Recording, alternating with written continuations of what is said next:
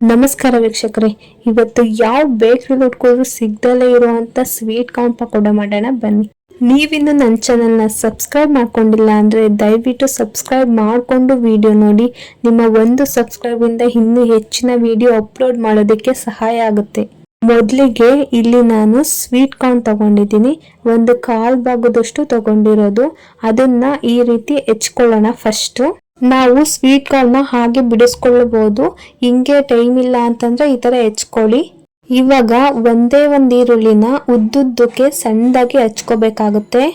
ಒಂದು ಈರುಳ್ಳಿ ಕಾಲ್ ಭಾಗ ಅಷ್ಟು ಸ್ವೀಟ್ ಕಾರ್ನ್ಗೆ ತಟ್ಟೆ ತುಂಬಾ ಪಕೋಡಗಳಾಗ್ತವೆ. ಅಷ್ಟು ರುಚಿಯಾಗುತ್ತೆ, ತುಂಬಾ ರುಚಿಯಾಗಿರುತ್ತೆ. ನಾನು ಮಾಡಿರೋ ತರನೇ ಮಾಡಿ. ಇವಾಗ ನಾವು ಸ್ವೀಟ್ ಕಾರ್ನ್ ಹೆಚ್ಚಾಕೊಂಡಿದ್ದೀವಲ್ಲ, ಅದೇ ತಟ್ಟೆಗೆ ಈ ಈರುಳ್ಳಿನೂ ಟ್ರಾನ್ಸ್ಫರ್ ಮಾಡ್ಕೊಳ್ಳೋಣ. ನಾನು ಮೂರು ಉದ್ದಕ್ಕೆ ಹಚ್ಕೋತಾ ಇದ್ದೀನಿ ಹಸಿಮೆಣಸಿನ್ಕಾಯಿನ. ಇದು ಆಪ್ಷನಲ್ಲು, ನೀವು ಬೇಕಾದ್ರೆ ಹಾಕೊಳ್ಳಿ, ಇಲ್ಲಾಂದ್ರೆ ಬೇಡ. ಮೊದಲಿಗೆ ನಾವು ಈರುಳ್ಳಿ ಸ್ವೀಟ್ ಕಾರ್ನ್ ನೀಟಾಗಿ ಕ್ಯೂಚ್ಕೋಬೇಕಾಗುತ್ತೆ. ಉಡುಡಿಯಾಗಿ ಕಾಣಬೇಕು, ಅದು ಎಲ್ಲ ಸಿಪ್ಪೆ ಎಲ್ಲ ಬಿಟ್ಕೊಳ್ಳೋ ಥರ ಆಗಬೇಕು. ಆ ಥರ ಸಿಂಗಲ್ ಥರ ಪೀಸ್ ಥರ ಕಾಣಬೇಕು. ಹಾಗೆ ನಾವು ಚೆನ್ನಾಗಿ ಕಲಿಸ್ಕೋಬೇಕಾಗುತ್ತೆ. ಹೀಗೆ ಕಲಿಸ್ಕೊಂಡಿದ್ದಾದ್ಮೇಲೆ ರುಚಿಗೆ ತಕ್ಕಷ್ಟು ಉಪ್ಪು ಹಾಕೊಳ್ಳಿ. ಒಂದು 4 ಟೇಬಲ್ ಸ್ಪೂನ್ ಅಷ್ಟು ಕಡಲೆ ಹಿಟ್ಟು ಹಾಕೊಳ್ಳಿ. ನಾವು ಎಷ್ಟು ಕಡಲೆ ಹಿಟ್ಟು ಹಾಕೊಂಡಿದ್ದೀವೋ ಅದರಲ್ಲಿ ಅರ್ಧ ಅಕ್ಕಿ ಹಿಟ್ಟು ಹಾಕೋಬೇಕಾಗುತ್ತೆ. ಅಂದ್ರೆ 2 ಸ್ಪೂನ್ ಹಾಕೊಳ್ಳಿ, ಸಾಕಾಗುತ್ತೆ. ಇವಾಗ ಖಾರದ ಪುಡಿ ಹಾಕೊಳ್ಳೋಣ. ಒಂದು 2 ಸ್ಪೂನ್ ಖಾರದ ಪುಡಿ ಹಾಕೋತಾ ಇದ್ದೀನಿ. ನೀವು ಏನಾರ ಖಾರ ಜಾಸ್ತಿ ತಿನ್ನೋರಾಗಿದ್ರೆ ಖಾರನ ಜಾಸ್ತಿ ಹಾಕೊಳ್ಳಿ. ಖಾರದ ಪುಡಿ 1 ಸ್ಪೂನ್ ಜಾಸ್ತಿ ಹಾಕೊಳ್ಳಿ ಅಷ್ಟೇ. ನಾವು ಹೆಚ್ಚಿಟ್ಕೊಂಡಿರೋಂಥ ಹಸಿಮೆಣಸಿನ್ಕಾಯಿ ಹಾಕೊಳ್ಳಿ. ಒಂದೇ ಒಂದು ಚಿಟಕಿ ಸೋಡಾ ಹಾಕೊಳ್ಳಿ. ಅದು ಆಪ್ಷನಲ್, ನೀವು ಹಾಕೊಂಡ್ರೆ ಹಾಕೋಬಹುದು, ಬಿಟ್ರೆ ಬಿಡ್ಬೋದು. ಇವಾಗ ಚೆನ್ನಾಗಿ ಕಲಿಸ್ಕೋಬೇಕಾಗುತ್ತೆ. ಸ್ವಲ್ಪ ನೀರು ಹಾಕೊಂಡು ಚೆನ್ನಾಗಿ ಕಲಿಸ್ಕೊಳ್ಳಿ. ಪಕೋಡಾಗೆ ನಾವು ಹೆಂಗ್ ಕಲಿಸ್ತೀವೋ ಆ ಥರ ನಾವು ಕಲಿಸ್ಕೋಬೇಕಾಗುತ್ತೆ. ಜಾಸ್ತಿ ತೆಳ್ಳಗೆ ಕಲಿಸ್ಕೋಬಾರ್ದು. ನಾವು ಉಡುಡಿಯ ಆ ಥರ ಬಿಡಬೇಕು. ಆ ಥರ ಕಲಿಸ್ಕೊಂಡ್ರೆ ಸಾಕಾಗುತ್ತೆ.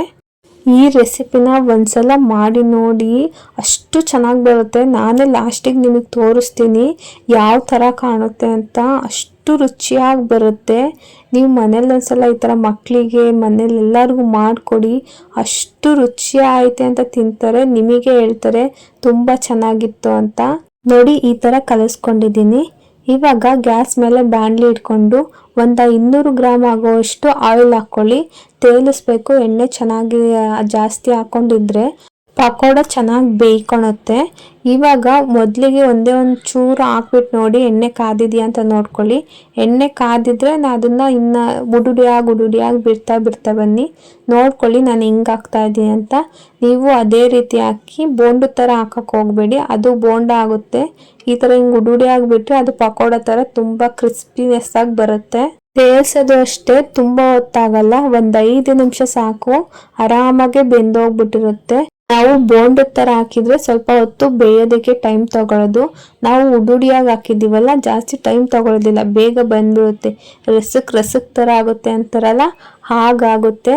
ಈ ಥರ ಪಕೋಡನ ಸ್ನ್ಯಾಕ್ಸ್ ಟೈಮಲ್ಲಿ ಊಟಕ್ಕೆ ನೆಂಚ್ಕೋಬೇಕಾದ್ರೆ, ತಿಂಡಿಗೆ ಏನಾರ ಸೈಡ್ಸ್ ಬೇಕಾದರೆ ಅವಾಗ ಈ ಥರ ಮಾಡ್ಕೊಳ್ಳಿ. ತುಂಬ ರುಚಿಯಾಗಿರುತ್ತೆ.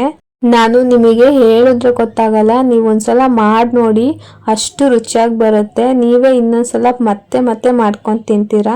ಇವಾಗ 90% ಬೆಂದಿದೆ. ಈ ಟೈಮಲ್ಲೇ ಸ್ವಲ್ಪ ಕರಿಬೇವಿನ ಸೊಪ್ಪು ಹಾಕೊಳ್ಳೋಣ.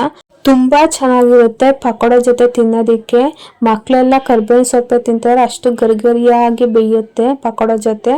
ಇದು ಕೂಡ ಆಪ್ಷನಲ್ಲು, ನೀವು ಬೇಕಾದ್ರೆ ಹಾಕೊಳ್ಳಿ, ಇಲ್ಲ ಅಂದ್ರೆ ಸ್ಕಿಪ್ ಮಾಡ್ಕೊಳ್ಳಿ. ಹಾಕೊಂಡ್ರೆ ತುಂಬಾ ಚೆನ್ನಾಗಿರುತ್ತೆ. ನೋಡಿ, ಎಣ್ಣೆಲಿ ನೋಡೋದಕ್ಕೆ ಎಷ್ಟು ಚೆನ್ನಾಗಿ ಕಾಣ್ತಾ ಇದೆ ಅಂತ. ತುಂಬ ರುಚಿಯಾಗಿ ಬರುತ್ತೆ. ನೀವು ಟ್ರೈ ಮಾಡಿದ್ರೆ ಗೊತ್ತಾಗೋದು. ಇದು ನೋಡಿ, ಇದಾಗಿದೆ, ಫುಲ್ಲು 100% ಅಲ್ಲೇ ಬೆಂದಿದೆ ಗರಿ ಆಗಿ. ಇದನ್ನ ತಟ್ಟೆಗೆ ಎತ್ತಿಟ್ಕೊಂಡ್ಬಿಡೋಣ. ಈ ಥರ ಪಕೋಡ ಮಾಡಿದ್ರೆ ಯಾವ ಬೇಕ್ರಿಲಿ ಮಾಡೋ ಪಕೋಡಕ್ಕಿಂತ ಕಮ್ಮಿ ಇರಲ್ಲ, ಅಷ್ಟು ಚೆನ್ನಾಗಿರುತ್ತೆ. ಅವ್ರು ಏನೇನು ಹಾಕಿ ಮಾಡಿರ್ತಾರೋ ಏನೋ, ನಾವೇನು ನೋಡಿರ್ತೀವ ಹೋಗಿ. ಮನೆಯಲ್ಲೇ ಒಂದು ಈರುಳ್ಳಿ, ಒಂದು ಕಾಲ್ ಭಾಗ ಸ್ವೀಟ್ ಕಾರ್ನ್ ಇದ್ರೆ ಆರಾಮಾಗಿ ತಟ್ಟೆ ತುಂಬ ಪಕೋಡ ಆಗುತ್ತೆ. ಮನೆ ಮಂದಿ ಎಲ್ಲ ಕೂತ್ಕೊಂಡು ತಿನ್ಬೋದು.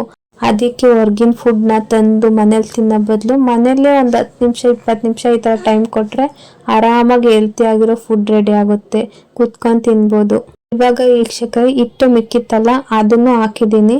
ಅದು ಆಲ್ರೆಡಿ ಅದೇ ಥರನೇ ಬೇಯಿಸ್ಕೊಂಡು ಬಂದರೆ ಆಯಿತು. ಸ್ವಲ್ಪ ಕರಿಬೇವಿನ ಸೊಪ್ಪು ಹಾಕೊಂಡು ಮಧ್ಯದಲ್ಲಿ ಆ ಥರ ಬೆಂದರೆ ರೆಡಿನೇ ಆಗುತ್ತೆ. ಒಂದು ತಟ್ಟೆ ತುಂಬ ಆಗುತ್ತೆ ಪಕೋಡ, ಆರಾಮಾಗಿ ಕುತ್ಕೊಂಡು ತಿನ್ಬೋದು. ನೀವು ನಿಮ್ಮ ಮನೇಲಿ ಈ ರೆಸಿಪಿನ ಖಂಡಿತ ಟ್ರೈ ಮಾಡಲೇಬೇಕು, ತುಂಬ ರುಚಿಯಾಗಿ ಬರುತ್ತೆ. ಈ ವಿಡಿಯೋ ಇಷ್ಟ ಆದರೆ ಲೈಕ್ ಮಾಡಿ, ಶೇರ್ ಮಾಡಿ, ನನ್ನ ಚಾನಲ್ನ ಸಬ್ಸ್ಕ್ರೈಬ್ ಮಾಡ್ಕೊಳ್ಳಿ. ಇದೇ ಥರ ಈಸಿ ರೆಸಿಪೀಸ್ ನಿಮಗೆ ಬೇಕು ಅಂತಂದರೆ ನನ್ನ ಚಾನಲ್ನ ಫಾಲೋ ಮಾಡ್ತಾ ಇರಿ. ನಿಮಗೆ ಯಾವ ರೆಸಿಪಿ ಬೇಕು ಅಂತ ಕಮೆಂಟ್ ಮಾಡಿ. Thank you.